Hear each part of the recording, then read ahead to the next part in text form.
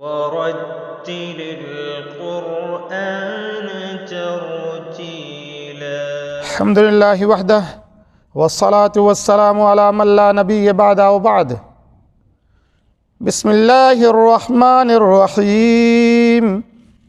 آئیے بچوں، آج انشاءاللہ تبارک و تعالی ہم تختی نمبر 4 میں ہی کھڑا زبر کھڑی زیر الٹا پیش پڑھیں گے.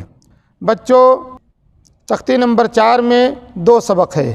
ایک ہے حرف مدہ، دوسرا ہے کھڑا زبر کھڑی زیر الٹا پیش.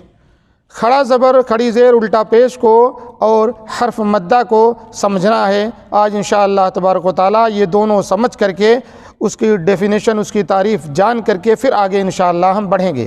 آئیے سمجھتے ہیں. پہلے حرف مدہ کے بارے میں جو بچوں آپ کو اس سے پہلے پڑھایا گیا ہے کہ الف سے پہلے زبر ہو، حرف مدہ ہے، اسے کھینچا جائے گا 1 الف یا 2 حرکت کے برابر. یا ساکن سے پہلے جب زیر آئے تو اسے 1 الف یا 2 حرکت کے برابر کھینچ کر پڑھیں گے.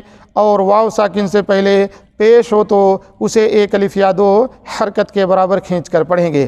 لیکن بچوں، یہ کھڑا زبر کھڑی زیر الٹا پیش جو ہے، یہ جس حرف پر لگ جائے اسی حرف کو کھینچا جائے گا، اور اس کی کوئی تعریف نہیں ہے کہ اس سے پہلے کون سا حرف ہے یا اس سے پہلے کون سی حرکت ہے.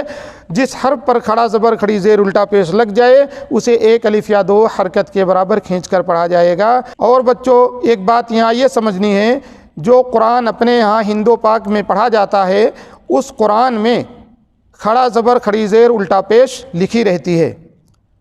اور جو قرآن یہاں پہ جو رسم الخط عثمانی ہے، جو سعودی عرب میں پڑھا جاتا ہے، اس میں کھڑا زبر تو ہوتا ہے لیکن اس کا نام الف مقصورہ ہے، الف مقصورہ کے نام سے وہ جانا جاتا ہے.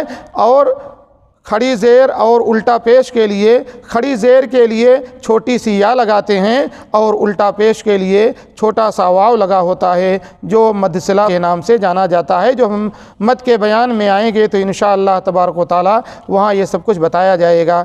آج انشاءاللہ اتنا ہی. فی امان اللہ.